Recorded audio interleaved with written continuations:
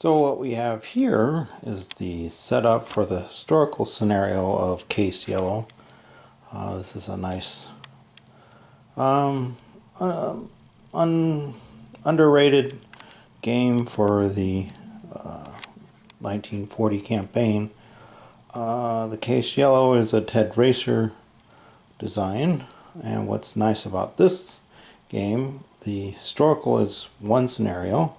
Then you have an alternative what if, more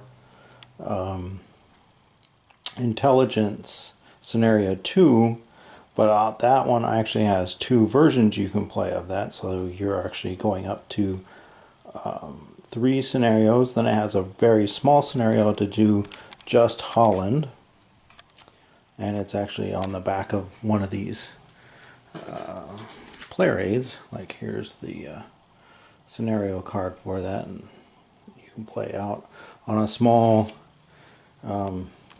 map on the one of the back of the player aids. And on the back of this map is what they call scenario 3, which is a completely alternative history playthrough, completely changing around an idea. So you're getting 4 scenarios and 1 scenario with 2 versions in it, so it's quite a lot of game in this small game here. And also this is quite nice artwork here, and I'll be playing the historical scenario here for a little. I haven't played this in a while, so get a refamiliarization of this game here. So the German player is just basically going to play the historical plan, come through here, through the sickle cut up to the channel ports. But the other nice thing about this game, even though it says it's case yellow, there is also case red. So you hit this point, there's a bit of a pause, and then the German player's got to come down here and take Paris. Because the game's actually only 10 turns, which is pretty short for the case yellow and case red, but it's a chip pull, so you get more actions for that. The allied player is kind of scripted in the sense of you got to follow the planned deal of everybody here rolling right into Belgium. And even though some of these French troops are already in Belgium when the game starts, because it's Germans get first go through here to the Ardennes.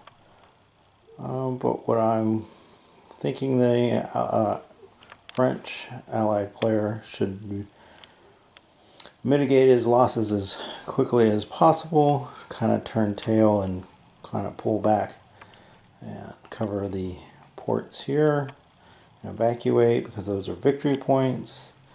Try to make sure Holland and Belgium don't fall too quickly, and unlike some games where you just abandon the Maginot Line, if the Germans cut this off at a certain point, they get victory points. So it behooves the French player to keep it manned as possible, and we'll see what happens. So this is the basic status after the German first chip pull, which they did move. They pulled their second chit here. The Germans got the next action round, and they're picking move again. On the first action round, this is the most important surprise of the turn, was all the paratroopers landed, no losses, so Holland's in a bit of a bind. The Germans kind of are slicing through here, through the center on Holland. They pushed out here using the panzers, because the mobile units are allowed to attack during the move phase. And pushing through the Ardennes on the first round and just moved up. So that's it for this chip pull, and the Germans get to go again. Let's see what happens. Okay, we have here the finish of the German second activation and the Allied one, which was combat, so not actually much happened on that one. The Germans moved forward. They were actually able to get this bridgehead over here, move more of these guys around, pushed the armor up in this area and up around Antwerp, taking more cities of Holland here, but they isolated all these guys here, and the Germans, all they need is one. And on the Allied attack, the Dutch try to attack this lone paratroopers there and from Rotterdam, and they lost. There was a 2-to-1 attack, 1 against a half, and they did not do so well because of their poor tactical rating. And so it's looking like the Germans actually might want their next reaction to move, because they can move right into Rotterdam and take it. And at the end of the phase, and Holland will surrender, and they'll get a nice 5 victory points for that, luckily. Unusual good fortunes for the German side on that. And with this bridgehead here and this low tactical rating, all these army units can swing right through this hole, and the zone of control doesn't affect with their higher tactical rating. So, instead of hitting Sedan here, all these guys are going to go right through there. We'll see. But earlier what I said is that hopefully the Germans would do movement and do a nice take over Holland here and over this bridgehead. They can't do it because they've already played 2 movements for the round, and you can only do 2 and 2 combats per action round a turn.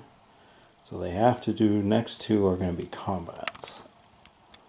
So let's see how all that works for them. So this is the end of the German first combat action. So they did combat here and got engaged. They took the city and forced that Belgian unit out of Liège. I think it is. Yeah, Liège. And then up here, outside of Antwerp, these 2 army units attacked a guy there and vaporized him, and allowed the army unit to advance 2 hexes. And he, maybe not. Better check the zones on that. And that was it. But the crazy thing is that they pulled their other chit, and so they're doing combat again. So the last 3 are going to be all Allied rounds, which would be 2 moves and a 2 moves and a combat. So on the German final combat, they were able to resolve that engage here and actually push over the Murs, killing that unit. And then this infantry corps pushed further the Belgian corps out, but the 2 armored divisions attacked Antwerp and pushed them out. They advanced, and the paratroopers did their attack and advanced into that town. And then the Allies have pulled their first move marker, so actually we'll see if these Dutch can counterattack the paratroopers and see if they can thwart the Germans, because the Germans could tear bomb Rotterdam and lose 2 victory points, but they gain 5 for forcing a surrender of Holland on turn 1, instead of getting 2 victory points for if it surrenders at the end of turn 2. So they gain overall if they terror bomb, oddly enough. And that was it. We'll see what the Allies can do for the next 3. So this is the end of the Allied combat, which was pretty good for the Allies. The Dutch counterattacked and wiped out 3 regiments of paratroopers. So they're not going to fall this turn. The British and Belgians kind of did some attacks up here. One of 4th Panzer lost a step, but also the Belgians lost steps there. But those 2 guys up north of Antwerp are basically cut off. And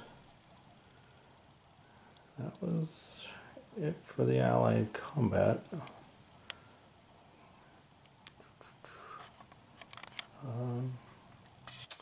So after the first action round, Germans on turn 2 here.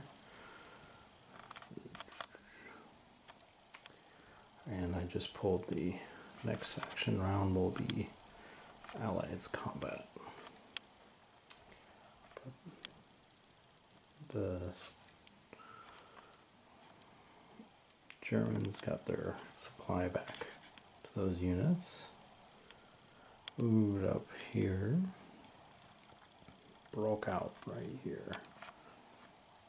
Right in the center. And the refugees have popped out. I could have done it on the first turn, but I didn't. And Holland's going to be a tough nut to crack. And we'll see what the Allies do on their combat round. Because they can do a big fighting up here, since he is out of supply. We'll see what happens here. So this is the end of turn 2. Most things have the French Allies are moving the forces out of the Maginot area so they can bring them out. But the Germans here really pushed out on the center here. But the French got all these guys right here, and the British have pulled back some units here to cover already. We've set up a nice defensive line here with the Germans. Germans have lost the 4th Panzer unit to combat, and then armored attrition took it out. But the Dutch surrendered. And this got this is the status. Got the pocket opening up. Let's see what happens in turn 3. So this is the end of the first action round, which the Germans took as combat. So they've really punched a hole here, and advancing those armored units through and consolidating the infantry here along this line. And they pulled, for this next round, the Germans pulled their chit, so they're going to do a move. Really expand out here. There's a little stuff out here. And these refugees are really going to slow the retreat for the Allies. So the Allied had a small combat action round. All that was forcing back a core up here. But then they pulled their move round and they're trying to pull out here. But when they pulled that, they decided to launch Operation Dynamo. So now we can evacuate at Dunkirk. And we've already started pulling guys back. And because these guys, the Germans have one more move to pull through here, and you know, they would be somewhere in this area, the start of next turn, with full chit. So the Allied player decided that better start getting another move chit in there to help get around this problem. And now that the Germans pulled their final chit, the last action round for this turn will be the Allies' movement. So we'll see what the Germans do and how the Allies react with Operation Dynamo going on. Doesn't look too great for those French there. See. So this is the end of the turn 3. Well, just before the end phase. All the action phases are done, so you can see the Germans have made it to the channel. But on the final move for the Allies, they basically cut all of them off by supply right there, putting zonal control on that hex and making sure that they have zones of control on this crossing here. So all these guys, all these armor units are out of supply next turn. So basically, it's going to save Allied player a whole turn. That one little hex. Other than the fact that the Germans are probably going to push hard up here, but I mean, getting through all those units are going to be a real problem. They can still, as supply, still attack, but I mean, it's problematic. But also, all of these guys are now cut off too. So we'll see how turn 4 turns out. So this is the end of all the action rounds on turn 4. As you can see, as the Allied player is like, oh, trying to get out as quick as they can. Because also the combat up here on the turn decimated the French units that were holding the line. So basically that whole area collapsed. So they had to really shift up here to the port. So hopefully get some more guys. We did up there. Some more guys, but the Germans shifted some of their armor corps back out of these areas so not to get attacked, which the French did bring up and the British came up. And so that's problematic there, but I don't think the Germans, with all those guys out of supply, were really going to do anything this turn. And a lot of those units were already lost a step, so if they died, it would have been more victory points to the Allied player. But down here, did some attacks pushing down, but some of the French units are being pulled out of the Maginot area. The supply has been taken, but they gotta hold it because of that unit. And so we'll see what happens in turn. So this is the end of all the action rounds. The Allies were able to evacuate basically everybody, getting up to over 20 victory points out. So the Germans lost victory points for not keeping it cut off at every end phase because they withdrew, so they lost that on one turn, and they also had to give up 2 victory point hexes, and they lost victory points for that. So they're not doing so well victory points wise. They're going to have to get the Paris quickly and cut off the Maginot line, because every hex that can't trace supply or a line of communication to the western edge of the map over here counts as 1 victory point per hex. So let's see if the Germans can do it. And the Allies are now gaining defense, and see how that goes. And also the Germans gonna refit their armor units. Let's see what happens there, because that's a couple turns without armor, and we'll see where the Germans try to do that. So this is the status at the end of turn 7. So this is the start of turn 8, and this will end the refit at the end of the turn. It's been pretty stable. The Germans have forced back up there, pushed back in these areas, but the French reinforced, but they lost their better defense areas. They were able to get these guys back into supply here and push down a little further, creating a hole here and through here.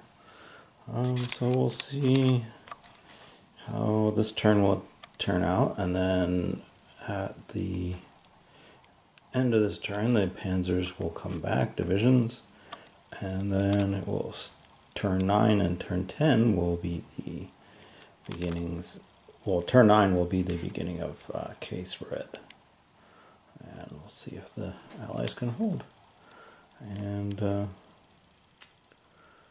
Allies have a few victory points ahead of the Germans, so they're technically winning at this time. Well, actually more, because the Germans need to get double the victory points. So we'll see how it all turns out.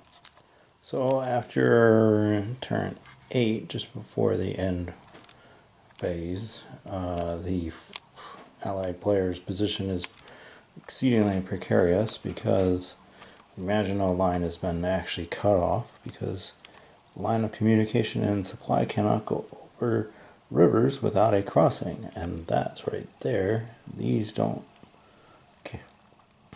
count.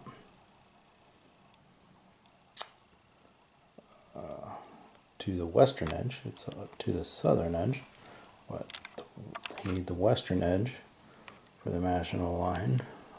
But more importantly, there is nobody over on this side for the Allies, and all those armor units can pop in supply areas for the Germans, which is all right there, a line of communication, supply, and they can just whip around and hit Paris. And all these guys are covering here, so very problematic for the Allies for the next 2 turns, because the turn 9 after this turn, because of the end of refit, will be Case Red, and the Germans will get another action chit. The Allies get another move chit, but that's about it. And the Germans get 1 more air unit support. Let's see what happens, but it looks might end before turn 10. But we'll see.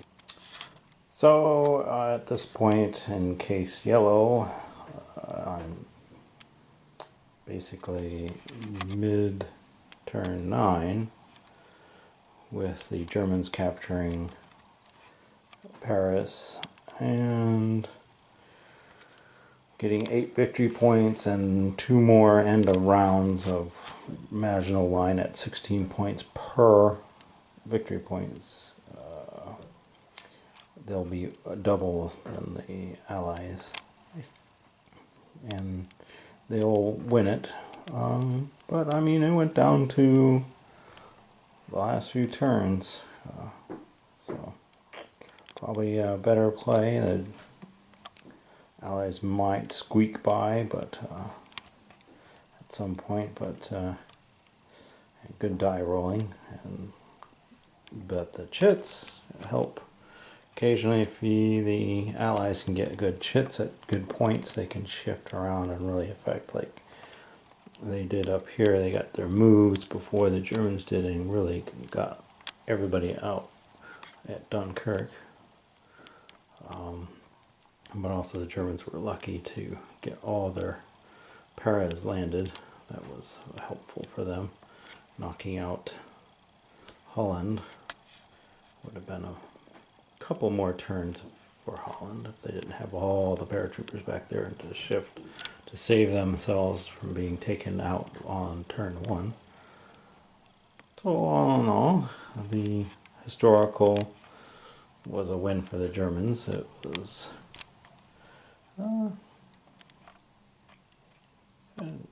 not within doubt, but interesting to see how in this game it's still possible with the historical situation, but hard, the Allies. But with the other 2 options, this game is pretty good and giving you some replay value to see how this campaign plays out.